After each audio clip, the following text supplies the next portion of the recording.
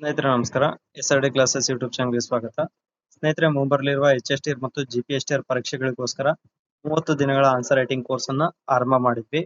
ಈ ಒಂದು answer writing course ಅಲ್ಲಿ ವಿವರಣಾತ್ಮಕ ಉತ್ತರಗಳನ್ನ ಯಾವ ರೀತಿ ಬರೀಬೇಕು, ಟೈಮ್ ಮ್ಯಾನೇಜ್ಮೆಂಟ್ ಯಾವ ರೀತಿ ಮಾಡಬೇಕು, ಸೊ ಬೇರೆಯವ್ರಿಗಿಂತ ನಾವು ಯಾವ ರೀತಿ ವಿಭಿನ್ನವಾಗಿ ಉತ್ತರ ಬರೆದಾಗ ಮಾತ್ರ ನಮ್ಗೆ ಮ್ಯಾಕ್ಸಿಮಮ್ ಸ್ಕೋರ್ ಸಿಗ್ಲಿಕ್ಕೆ ಸಾಧ್ಯ ಆಗುತ್ತೆ ಅಂತಂದು ನಿಮ್ಗೆ ಈ ಕೋರ್ಸ್ ಅಲ್ಲಿ ತಿಳಿಸ್ಕೊಡ್ಲಾಗುತ್ತೆ. ಅದ್ರ ಜೊತೆಗೆ ಈ ಒಂದು ಕೋರ್ಸ್ ಅಲ್ಲಿ ನಾನೊಬ್ಬ ಮಾತ್ರ ಟೀಚ್ ಮಾಡಲ್ಲ, ನನ್ ಜೊತೆಗೆ ನನ್ಗಿಂತ ಚೆನ್ನಾಗಿ ಮಾರ್ಕ್ಸ್ ತೆಗೆದಿರೋ ನಮ್ಮ ಸ್ನೇಹಿತರು ಕೂಡ ಹೆಲ್ಪ್ ಮಾಡ್ತಾ ಹೋಗ್ತಾರೆ. ಅಂದ್ರೆ ನಿಮ್ಗೆ ಮಾರ್ಗದರ್ಶನ ಮತ್ತು ಸಜೆಷನ್ಸ್ ಕೊಡ್ತಾ ಹೋಗ್ತಾರೆ. ಸೊ ಈ ಒಂದು ಪ್ಲಾನ್ ಬಂದ್ಬಿಟ್ಟು 30 ಡೇಸ್ ಇರುತ್ತೆ. ಯಾಕೆ ನಾವು 30 ಡೇಸ್ಗೆ ಲಿಮಿಟ್ ಕೊಟ್ಟಿದೀವಿ ಅಂತಂದ್ರೆ, ಸೋಷಿಯಲ್ ಸೈನ್ಸ್ ನ ಹೊರತುಪಡಿಸಿ ಕೂಡ ಬೇರೆ ಬೇರೆ ಸಬ್ಜೆಕ್ಟ್ ಗಳನ್ನ ಕವರ್ ಮಾಡ್ಕೊಳ್ಬೇಕು. ಸೊ ನೋಟಿಫಿಕೇಶನ್ ಅಲ್ಲಿ ನಮ್ಗೆ ಎಷ್ಟು ಟೈಮ್ ಸಿಗುತ್ತೆ ಅನ್ನೋ ಆಧಾರದ ಮೇಲೆ ಅದನ್ನ ಎಕ್ಸ್ಟೆನ್ಷನ್ ಮಾಡೋ ಒಂದು ಯೋಚನೆನ ಮಾಡ್ತಾ ಹೋಗ್ತೀವಿ.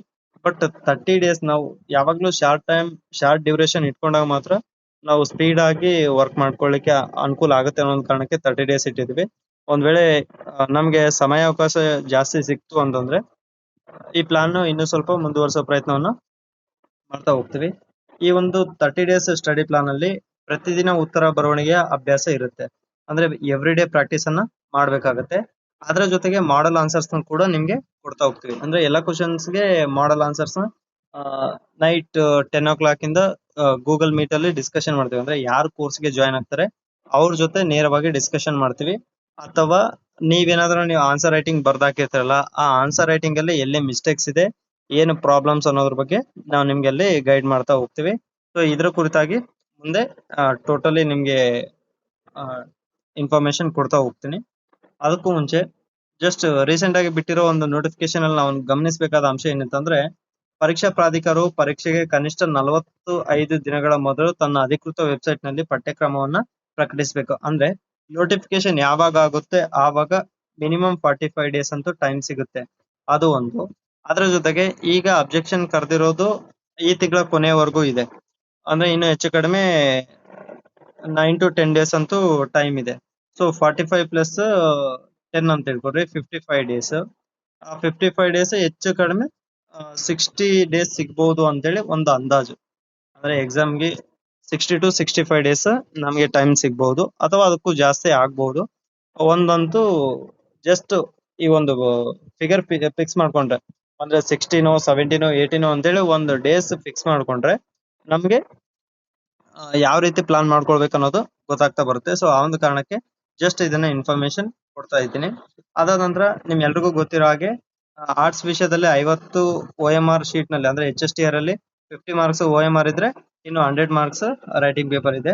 ಸೇಮ್ ಅದೇ ತರ ಇಲ್ಲಿ ಕನ್ನಡ ಭಾಷಾ ಪತ್ರಿಕೆ ಪೇಪರ್ 3 ಕನ್ನಡ ಮತ್ತು ಇಂಗ್ಲಿಷ್ ಭಾಷಾ ಪ್ರಾವೀಣ್ಯತೆಗೋಸ್ಕರ 50 ಅಂಕಗಳಿದೆ.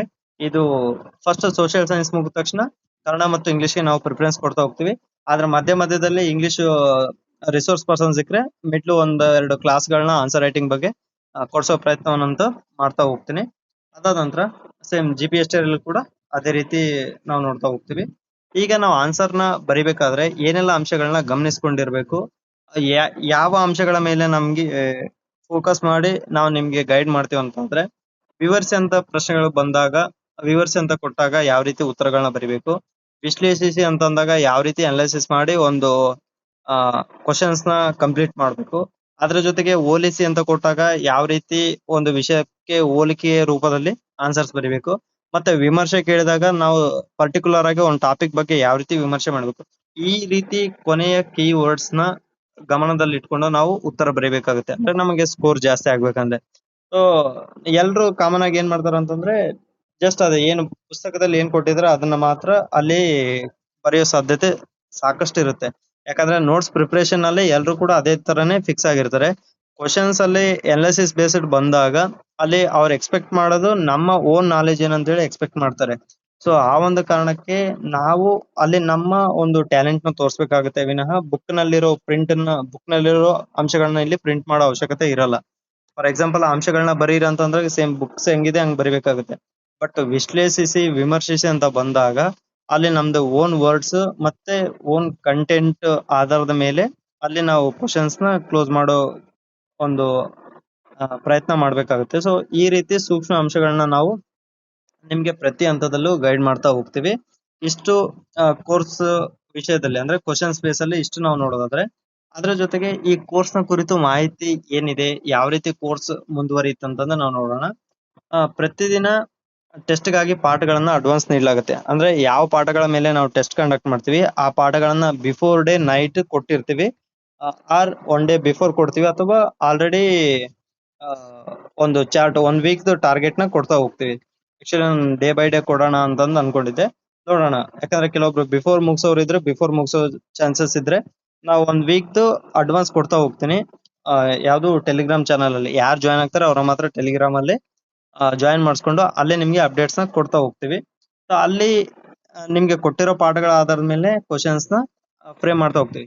ಆಕ್ಚುಲಿ ಈ ಒಂದು ಕೋರ್ಸ್ ನಾನು ನಿಮ್ಗಿಂತ ಜಾಸ್ತಿ ನಾನ್ ಸೀರಿಯಸ್ ಆಗಿ ತಗೊಂಡೆ.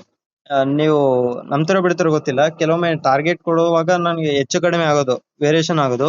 ಬಟ್ ಇವತ್ತು ಲೈಬ್ರರಿಲಿ ಕುಂತು ಸುಮಾರು 3 ಅವರ್ಸ್ ಇದ್ರ ಮೇಲೆ ವರ್ಕ್ ಮಾಡಿದ್ದೀನಿ. 8th ಇಂದಾನೇ ಸ್ಟಾರ್ಟ್ ಮಾಡ್ಬೇಕಂತ ಒಂದು ಕಾರಣಕ್ಕೆ 8th part 1 ನಲ್ಲಿ ಎಷ್ಟು ಕ್ವಶನ್ಸ್ ಬರುತ್ತೆ ಅಷ್ಟು ಕ್ವಶನ್ಸ್ ನ ಇವತ್ತು ಬರೆದು ಕಂಪ್ಲೀಟ್ ಮಾಡ್ಬಿಟ್ಟಿನಿ. ಅಂದ್ರೆ ಒಂದು ವಾರನೋ 10 ದಿನಕ್ಕೋ ಎಷ್ಟು ಕ್ವಶನ್ಸ್ ಬೇಕು ಅಷ್ಟು ಕ್ವಶನ್ಸ್ ನ ಕಂಪ್ಲೀಟ್ ಮಾಡ್ಬಿಟ್ಟಿದ್ದೀನಿ. ಸೊ ಅಂದ್ರೆ ಈ ಒಂದು ವಿಷಯದಲ್ಲಿ ನಾವುಗಳು ಕೂಡ ಬಹಳಷ್ಟು ಸೀರಿಯಸ್ ಆಗಿ ವರ್ಕ್ ಮಾಡ್ತಾ ಇದೀವಿ. ಅದ್ರ ಜೊತೆಗೆ ಆ ಪ್ರತಿ ದಿನ ನಿಮ್ಗೆ 3-4 ಅಂಕಗಳ ಪ್ರಶ್ನೆಗಳನ್ನ 3 ಹಂತಗಳಲ್ಲಿ ನೀಡಲಾಗುತ್ತೆ. ಅಂದ್ರೆ ಈ ಒಂದು ನಾವ್ ಅನ್ಕೊಂಡಿದ್ವಿ ಅಂದ್ರೆ 10 ಕ್ವಶನ್ಸ್ ಒಂದೇ ಸಲ ಕೊಟ್ರೆ ಅಷ್ಟು ಪೇಶನ್ಸ್ ಇರ್ಬೋದು, ಇಲ್ಲದೆ ಇರ್ಬೋದು, ಅಥವಾ ಗೊಂದಲಕ್ಕೆ ಬೀಳ್ಬೋದು.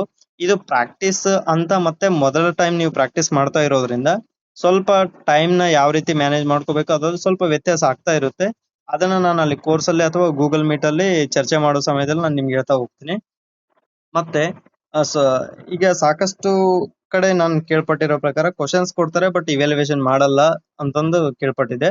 ಬಟ್ ನಾವು ಅದನ್ನ ಇವ್ಯಾಲ್ಯೂಯೇಷನ್ ಮಾಡೋಣ ಅಂತಂದು ಅನ್ಕೊಂಡಿದ್ವಿ. ಇವ್ಯಾಲ್ಯೂಯೇಷನ್ ಅಂತಂದ್ರೆ ಜಸ್ಟ್ ನೀವು ನನ್ಗೆ ಏನು ನೀವು ಬರ್ದಿರೋ PDF ನ ನನ್ಗೆ ಕಳಿಸಿದ್ರೆ ಇಮಿಡಿಯೇಟ್ ಆಗಿ ನಾವು ನಿಮ್ ಜೊತೆ ಕಾಂಟ್ಯಾಕ್ಟ್ ಮಾಡ್ಕೊಂಡು ಅಥವಾ ಒಂದು ಟೈಮ್ ನ ನಿಮ್ಗೆ ಹೇಳಿ ಆ ಟೈಮ್ ಅಲ್ಲಿ 5 to 6 minutes ಅಥವಾ ಎಷ್ಟು ಸಾಧ್ಯ ಆಗುತ್ತೋ ಅಷ್ಟು ನಿಮಿಷದಲ್ಲಿ ನಾವು ನಿಮ್ಗೆ ಕ್ಲಾರಿಫಿಕೇಶನ್ ಕೊಡ್ತೀವಿ. ಏನ್ ತಪ್ಪು ಬರ್ದಿರಿ, ಏನ್ ಬರಿಬೇಕಾಗಿತ್ತು, ಏನ್ ಬರ್ದಿದ್ರ ಅನ್ನೋದು ಒಂದು.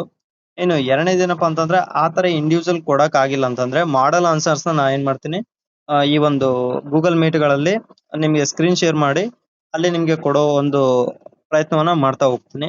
ಇನ್ನು ನೋಟ್ಸ್ ವಿಷಯಕ್ಕೆ ಬಂದಾಗ ಅದನ್ನ ನಾನು ಸಪರೇಟ್ ಆಗಿ ಗೂಗಲ್ ಮೀಟ್ ಅಲ್ಲಿ ಚರ್ಚೆ ಮಾಡ್ತಾ ಹೋಗ್ತೀನಿ ನೋಟ್ಸ್ ವಿಷಯ. ಬಟ್ ಕ್ವಶನ್ ಗೆ ಸಂಬಂಧಪಟ್ಟಂಗೆ ಏನಿದೆಯಲ್ಲ ಮಾಡಲ್ ಆನ್ಸರ್ಸ್ ಅದನ್ನ ಕೊಡೋ ಪ್ರಯತ್ನವನ್ನ ಮಾಡ್ತಾ ಹೋಗ್ತೀವಿ. ಅಥವಾ ನೀವು ಬರ್ದಿರೋ ವಿಷಯಗಳನ್ನ ಮಿಸ್ಟೇಕ್ಸ್ ಏನಾದ್ರು ಇದ್ರೆ ಅದನ್ನ ನಿಮ್ಗೆ ಕ್ಲಾರಿಫಿಕೇಶನ್ ಕೊಡ್ತಾ ಹೋಗ್ತೀವಿ ಪ್ರತಿದಿನ. ಅದಾದ ನಂತರ ಉತ್ತರಗಳನ್ನ ಪರಿಶೀಲನೆ ಮಾಡಿ ಮಾರ್ಗದರ್ಶನ ಮಾಡಲಾಗುವುದು. ಅವಾಗ್ಲೇ ನೀವೇನ್ ಕಳ್ಸಿರಲ್ಲ ಆನ್ಸರ್ಸ್ ಅದನ್ನ ನೋಡ್ಕೊಂಡು ನಾವು ನಿಮ್ಗೆ ಗೈಡ್ ಮಾಡ್ತಾ ಹೋಗ್ತೀವಿ. ಇನ್ನು ಇಲ್ಲಿ ಕಡಿಮೆ ಸಂಖ್ಯೆಯ ಅಭ್ಯರ್ಥಿಗಳು ಜಾಯಿನ್ ಆಗೋದ್ರಿಂದ ನಾವು ನಿಮ್ಗೆ ನೇರವಾಗಿ ಕಮ್ಯುನಿಕೇಶನ್ ಮಾಡ್ಲಿಕ್ಕೆ ಅವಕಾಶ ಸಿಗುತ್ತೆ. ನಾವು ಕೂಡ ಲಿಮಿಟ್ಸ್ ಹಾಕೊಂಡಿದ್ವಿ, ಇಷ್ಟು ಮೆಂಬರ್ಸ್ ಮಾತ್ರ ತಗೊಳ್ಬೇಕು ಅಂತಂದು. ಯಾಕಂತಂದ್ರೆ ಅಷ್ಟು ಮೆಂಬರ್ಸ್ ಗೆ ಮಾತ್ರ ನಾವು ಆ, ನೇರವಾಗಿ ಗೈಡ್ ಮಾಡಬಹುದು. ಅದ್ರ ಜೊತೆಗೆ ನಮ್ ಟೈಮ್ ಕೂಡ ಸೇವ್ ಆಗುತ್ತೆ. ಇವಾಗ ಯಾಕಂದ್ರೆ ನಮಗೂ ಕೂಡ ಬೇರೆ ಬೇರೆ ಕೆಲಸಗಳು ಇರೋದ್ರಿಂದ ಮ್ಯಾಕ್ಸಿಮಮ್ ಜನರಿಗೆ ಗೈಡೆನ್ಸ್ ಕೊಡಕ್ಕಾಗಲ್ಲ. ಸೊ ಆ ಒಂದು ಕಾರಣಕ್ಕೆ ಲಿಮಿಟೆಡ್ ಮೆಂಬರ್ಸ್ ಗೆ ನಾವು ಗೈಡ್ ಮಾಡೋಣ ಅಂತ ಅನ್ಕೊಂಡಿದ್ವಿ. ಅದರ ಜೊತೆಗೆ ನೀವ್ ಏನ್ ಮಿಸ್ಟೇಕ್ಸ್ ಮಾಡ್ತಿರಲ್ಲ ಆ ಮಿಸ್ಟೇಕ್ಸ್ ನ ಇಮಿಡಿಯೇಟ್ ಆಗಿ ನಾವು ಕರೆಕ್ಷನ್ ಮಾಡೋದ್ರಿಂದ, ಫಾರ್ ಎಕ್ಸಾಂಪಲ್ ಫಸ್ಟ್ ಟೆಸ್ಟ್ ಅಲ್ಲಿ ನೀವು ಏನು ಮಿಸ್ಟೇಕ್ಸ್ ಮಾಡಿರ್ತೀರಿ ಅದು ನಾವು ನಿಮ್ಗೆ ಅಪ್ಡೇಟ್ ಕೊಟ್ಟಾಗ ಸೆಕೆಂಡ್ ಟೆಸ್ಟ್ ಅಲ್ಲಿ ಆ ಮಿಸ್ಟೇಕ್ಸ್ ನಿಮ್ಗೆ ಬರಲ್ಲ. ಸಪೋಸ್ ಅದು ರಿಪೀಟ್ ಆದ್ರೂ ಕೂಡ 3rd or 4th ಟೆಸ್ಟ್ ಗಳಲ್ಲಿ ನೀವು ಚೇಂಜಸ್ ಆಗ್ತಾ ಹೋಗ್ತೀರಾ. ಸೊ ಈ ರೀತಿ ಎವ್ರಿ ಡೇ ಕಂಟಿನ್ಯೂಸ್ ಗೈಡೆನ್ಸ್ ಇರೋದ್ರಿಂದ ಅಲ್ಲಿ ನಿಮ್ಗೆ 1 week or 15 days ಒಳಗೆ ನಿಮ್ಗೆ ಟೋಟಲಿ ಆನ್ಸರ್ ರೈಟಿಂಗ್ ಮೇಲೆ ಗ್ರಿಪ್ ಬರುತ್ತೆ. ಆವಾಗ ಆಫ್ಟರ್ 15 days ನೀವು ಏನ್ ಮಾಡ್ಬೇಕಾಗತ್ತೆ, ಜಸ್ಟ್ ಟೈಮ್ ಮ್ಯಾನೇಜ್ಮೆಂಟ್ ಗೆ ಒಂದು ಗಮನ ಕೊಡ್ಬೇಕಾಗತ್ತೆ. ಫಸ್ಟ್ ಆನ್ಸರ್ಸ್ ನಾವು ಯಾವ ರೀತಿ ಬರಿಬೇಕು ಅನ್ನೋದನ್ನ ತಿಳ್ಕೊಂಡು ಅದಾದ ನಂತರ ಟೈಮ್ ಮ್ಯಾನೇಜ್ಮೆಂಟ್ ಕಡೆ ಗಮನ ಕೊಡ್ಬೇಕಾಗತ್ತೆ. ಇನ್ನು ಎಷ್ಟೋ ಜನ ಅಂದ್ರೆ ಕಾಮನ್ ಆಗಿ ಏನ್ ಮಾಡ್ತಾರೆ ಅಂತಂದ್ರೆ, ಫಾರ್ ಎಕ್ಸಾಂಪಲ್ 3 marks ಕ್ವಶನ್ ಇದೆ ಅಂತಂದ್ರೆ ಅಲ್ಲಿ 2 ರಿಂದ 3 ಲೈನ್ ಅಥವಾ ಮಹಾ ಅಂದ್ರೆ 5-6 ಲೈನ್ ಮುಗಿಸ್ತಾ ಹೋಗ್ತಾರೆ. ಅಲ್ಲಿ ಎಷ್ಟು ಲೈನ್ ಅಲ್ಲಿ ಮುಗಿಸಿವಿ ಅನ್ನೋದಕ್ಕಿಂತ ಕಂಟೆಂಟ್ ನಾವ್ ಎಷ್ಟು ಕೊಟ್ಟಿದೀವಿ ಮತ್ತೆ ನಮ್ಮ ಔಟ್ಪುಟ್ ಎಷ್ಟು ಚೆನ್ನಾಗಿತ್ತು ಅನ್ನೋದ್ರ ಮೇಲೆ ಅಂಕಗಳು ಬರ್ತಾ ಹೋಗುತ್ತೆ. ಸೊ ಆ ಒಂದು ಕಾರಣಕ್ಕೆ ಅಲ್ಲಿ ಬುಕ್ ಅಲ್ಲಿ ಏನಿದೆ ಪ್ಯಾರಾ ಆ ಪ್ಯಾರಾನ ಇಳಿಸೋದಲ್ಲ, ಆ ಪ್ಯಾರಾನ ನಾವು ಎಷ್ಟು ಅರ್ಥ ಮಾಡ್ಕೊಂಡು ನಾವು ಯಾವ ರೀತಿ ಔಟ್ಪುಟ್ ಕೊಡ್ತಾ ಇದೀವಿ ಅನ್ನೋದ್ರ ಮೇಲೆ ಆ, ಅಲ್ಲಿ ಮಾರ್ಕ್ಸ್ ಡಿಪೆಂಡ್ ಆಗ್ತಾ ಬರುತ್ತೆ. ಸೊ ಆ ಒಂದು ಕಾರಣಕ್ಕೆ ನಾವು ನಿಮ್ಗೆ ಅಲ್ಲಿ ಪರ್ಟಿಕ್ಯುಲರ್ ಆಗಿ ಏನ್ ಬರಿಬೇಕಾಗಿತ್ತು ಅನ್ನೋದನ್ನು ತಿಳಿಸ್ಕೊಡ್ತಾ ಹೋಗ್ತೀವಿ. ಅದಾದ ನಂತರ limited aspirants and limited fees ಇರುತ್ತೆ. ಇಲ್ಲಿ ರೆಗ್ಯುಲರ್ ಗೈಡೆನ್ಸ್ ಇರೋದ್ರಿಂದ ಸ್ವಲ್ಪ ನಾವು ಫೀಸ್ ಮಾಡ್ಬೇಕಾಗಿ ಬಂತು. ಸೊ ಆ ಒಂದು ಕಾರಣಕ್ಕೆ ಇಲ್ಲಿ ಲಿಮಿಟೆಡ್ ಆಸ್ಪಿರೆಂಟ್ಸ್ ಇರ್ತಾರೆ ಮತ್ತು ಫೀಸ್ ಕೂಡ ಲಿಮಿಟೆಡ್ ಇರುತ್ತೆ. ಜಾಸ್ತಿ ಓವರ್ ಆಗಂತೂ ಹೋಗಲ್ಲ. ಸೊ ಎಲ್ರು ಬ್ಯಾಕ್ ಗ್ರೌಂಡ್ ಅನ್ನ ಅರ್ಥ ಮಾಡ್ಕೊಂಡು ಅದ್ರ ಜೊತೆಗೆ ಆಸ್ಪಿರೆಂಟ್ಸ್ ನ ಕೇಳ್ಕೊಂಡು ಸರ್ ಇಷ್ಟ ಆದ್ರೆ ಆಗುತ್ತೆ ಅಂತಂದು ಸುಮಾರು ಜನನು ಕೇಳಿದೀನಿ. ನಾನು ನಿನ್ನೆ ಗ್ರೂಪ್ ಅಲ್ಲೂ ಕೂಡ ಹಾಕಿದ್ದೀನಿ. ನಾನು ಪರ್ಸನಲಿ ಕಾಂಟ್ಯಾಕ್ಟ್ ಮಾಡಿನೂ ಕೂಡ ಸಾಕಷ್ಟು ಜನಕ್ಕೆ ಕೇಳಿದ್ದೀನಿ. ಎಷ್ಟಾದ್ರೆ ಬೆಟರ್, ಎಷ್ಟಾದ್ರೆ ಎಲ್ರಿಗೂ ಅನುಕೂಲ ಆಗುತ್ತೆ ಅನ್ನೋ ಒಂದು ಒಪಿನಿಯನ್ ಆಧಾರದ ಮೇಲೆ ಅವ್ರೇನ್ ಫೈನಲ್ ಮಾಡಿದಾರೆ ಅದೇ ಫೀನ ನಾವಿಲ್ಲಿ ಕೊಡ್ತಾ ಇದೀವಿ. ಇನ್ನು ಈ ಒಂದು ಡ್ಯೂರೇಷನ್ 30 ಡೇಸ್ ಅಂತ ಹೇಳಿ ಲಿಮಿಟ್ ಇಲ್ಲ. ಒಂದ್ ವೇಳೆ ಎಕ್ಸಾಮ್ ಎಕ್ಸ್ಟೆನ್ಷನ್ ಆಯ್ತು, ನಮ್ಗೆ ಒಂದು ಡೇಟ್ ಕ್ಲಾರಿಫಿಕೇಶನ್ ಬಂತಂದ್ರೆ ಈ ಕೋರ್ಸ್ ನ ಮುಂದುವರಿಸ್ತಾ ಹೋಗ್ತೀವಿ. ಅದು ಮ್ಯಾಕ್ಸಿಮಮ್ 40 ಡೇಸ್ ವರೆಗೆ. ಯಾಕಂದ್ರೆ ಆಫ್ಟರ್ 40 ಡೇಸ್ ನೀವು ಬೇರೆ ಬೇರೆ ಸಬ್ಜೆಕ್ಟ್ ಗೆ ಟೈಮ್ ಕೊಡ್ಬೇಕಾಗುತ್ತೆ. ಎಲ್ಲಿ ಯಾವಾಗ ನಿಮ್ಗೆ ಗ್ರಿಪ್ ಸಿಗುತ್ತೆ ಅವಾಗ ಅದನ್ನ ನಾವು ಸ್ಟಾಪ್ ಮಾಡೋ ಪ್ರಯತ್ನವನ್ನ ಮಾಡ್ತಾ ಹೋಗ್ತೀವಿ. ನೋಡೋಣ ಮುಂದೆ ಏನಾಗುತ್ತೆ ಅಂತಂದು ಅದ್ರ ಬಗ್ಗೆ ಮುಂದೆ ಚರ್ಚೆ ಮಾಡ್ತಾ ಹೋಗೋಣ. ಇಷ್ಟು ಈ ಒಂದು ಕೋರ್ಸ್ ನ ಮಾಹಿತಿ. ಇನ್ನು ನಿಮ್ಗೆ ಏನಾದ್ರು ಡೌಟ್ಸ್ ಗಳಿದ್ರೆ ಕೇಳ್ಬೋದು. ಅದಾದ ನಂತರ ಈ ಒಂದು ಕೋರ್ಸ್ ಗೆ ಯಾವ ರೀತಿ ಜಾಯಿನ್ ಆಗ್ಬಹುದು ಅಂತ ನಿಮ್ಗೆ ಡೌಟ್ ಇದ್ರೆ 2 ಫೋನ್ ಪೇ ನಂಬರ್ ಕೊಡ್ತೀನಿ. 7676464251.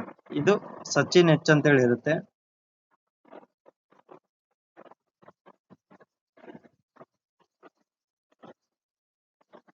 ಅದಾದ ನಂತರ ಇನ್ನೊಂದು ನಂಬರ್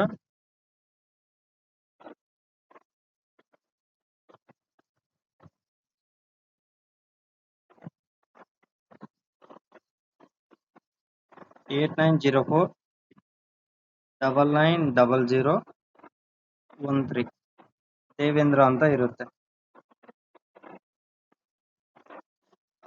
ಈ 2 ನಂಬರ್ಗಳಿಗೆ ನೀವು ಫೋನ್ ಪೇ ಮಾಡಿ ನನ್ನ ನಂಬರ್ಗೆ ಸ್ಕ್ರೀನ್ ಶಾಟ್ ಹಾಕಿದ್ರೆ ನಾವು ಗ್ರೂಪ್ಗೆ ಜಾಯಿನ್ ಮಾಡಿಸ್ತಾ ಹೋಗ್ತೀವಿ.